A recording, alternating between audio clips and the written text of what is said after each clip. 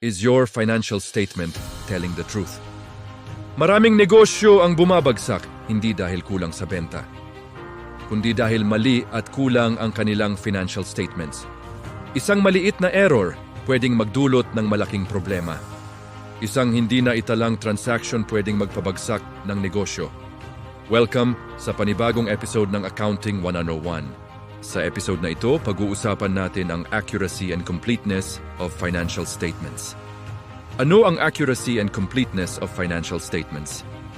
Lahat ng transactions ay tama ang pagkaka-record. Walang kulang, walang sobra, walang tinatago. Lahat ng assets, liabilities, income at expenses ay properly reported. Bakit ito mahalaga? Dahil ang financial statements ang basehan ng desisyon ng negosyo. Dito nakabase ang pag-loan sa bangko. Dito, tumitingin ang investors. Dito rin kinukuha ang tamang buwis na babayaran. Kapag mali ang numbers, mali ang desisyon. Pwede kang magmukhang kumikita kahit lugi ka na pala. Pwede kang mag-expand kahit wala kang sapat na cash. Pwede kang ma-penalize dahil sa tax deficiencies. Isang maling report, parang maling mapa. Akala mo tama ang direksyon mo, pero papunta ka na pala sa bangin. Halimbawa, hindi na itala ang 500,000 pesos na utang sa supplier. Kundi, sa papel mukhang malaki ang net income, mukhang healthy ang negosyo.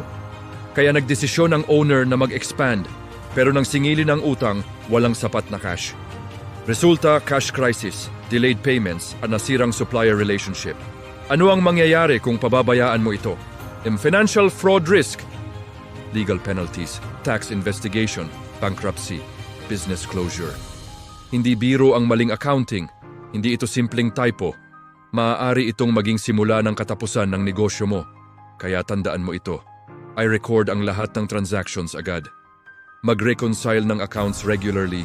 Gumamit ng maayos na accounting system. Magpa-audit kung kinakailangan.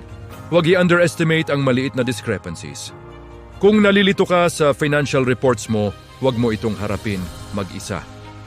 Bilang business consultant, tinutulungan kitang ayusin ang bookkeeping at financial reporting system mo. Ina-analyze ko ang iyong financial statements para makita ang risks at hidden problems. Tinutulungan kitang gumawa ng tamang financial decisions based sa totoong numbers. Ina-guide kita para maiwasan ang penalties, tax issues at cash crisis. Hindi lang tayo nag-aayos ng libro, pinapatatag natin ang pundasyon ng negosyo mo. Kung seryoso ka sa paglago at proteksyon ng negosyo mo, makipag-connect ka sa akin. Ay message mo ako at pag-usapan natin kung paano natin mapapalakas ang negosyo mo. Ako si Coach JJ, your business consultant. Hindi lang ako nagtuturo ng accounting, tumutulong ako magpatatag ng negosyo. Follow, like and share for more videos, tips at bagong kaalaman. Hanggang sa muli, paalam.